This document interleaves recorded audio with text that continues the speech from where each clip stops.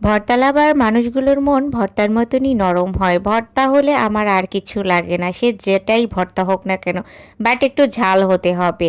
আর যদি হয় এই রকমের ভর্তা, তাহলে তো এক প্লেট ভাত অনায়াসে খেতে পারবেন। আসসালামু আলাইকুম এভরিওয়ান, কেমন আছেন সবাই? এখানে আমি 2 টুকরা মাছ নিয়েছি, একটা লেজার পিস আর একটা হচ্ছে মাঝখানের পিস।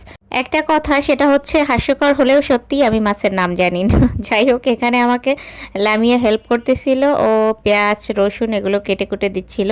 আর আমি এখানে ফ্রাই প্যানে তেল দিয়ে দিয়েছি, তেলটা গরম হওয়ার সাথে সাথেই হচ্ছে 2 পিস মাছ দিয়ে দিয়েছি। এটা দিয়েই মূলত আজকে ভর্তা করব, আর সাথে হচ্ছে বেগুন ভর্তা করব। বেগের ভিতরে সব ধরনের মশলা দিয়ে ম্যারিনেট করে নিয়েছি, তারপর মাছের পাশে আস্তে আস্তে করে সবগুলো বেগুন দিয়ে ভেজে নিব।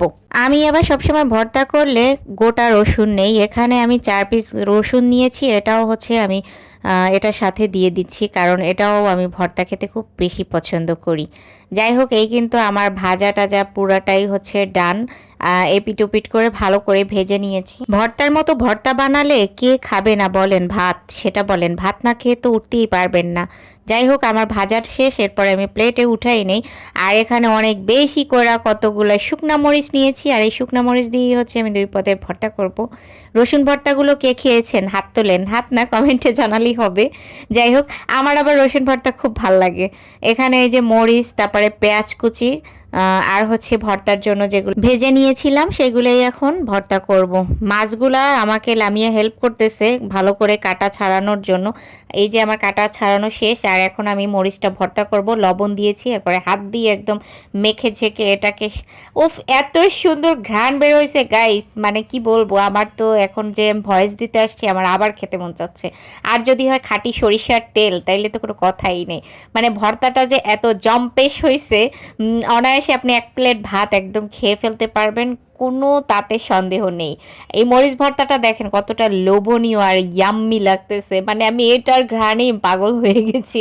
আমি আসলে মূলত মরিচ ভর্তা আর রসুন ভর্তা এগুলো খুব বেশি পছন্দ করি। এই রসুনগুলাও হচ্ছে আগে ভর্তা করে নিব। এতে আপনাদেরকে একটা উপদেশ দিই, সেটা হচ্ছে সবসময় বেশি বেশি করে রসুন খাবেন, সেটা কাঁচা হোক বা ভেজে হোক। রসুন খাওয়া কিন্তু স্বাস্থ্যের জন্য খুবই উপকার। আপনারা হচ্ছে এটা ইউটিউবেও সার্চ করে দেখতে পারেন। যাই হোক, এরপরে আমি মরিচ বাকি যা ছিল সেটা দিয়েই হচ্ছে মাছটা ভর্তা করে নিয়েছি। এই মাছের ভর্তাটা কিন্তু অনেক বেশি মজা। ইলিশ মাছ দিয়ে তো সবসময় খায়নি, কিন্তু বাসায় যে ধরনেরই মাছ থাকুক না কেন, শুধু এইভাবেই একটু ভর্তা করবেন, ভালো লাগবে। এরপর লাস্টে আমি একটু লেবু চিপকে দিয়েছি, যাতে স্বাদটা আর একটু বেড়ে যায়।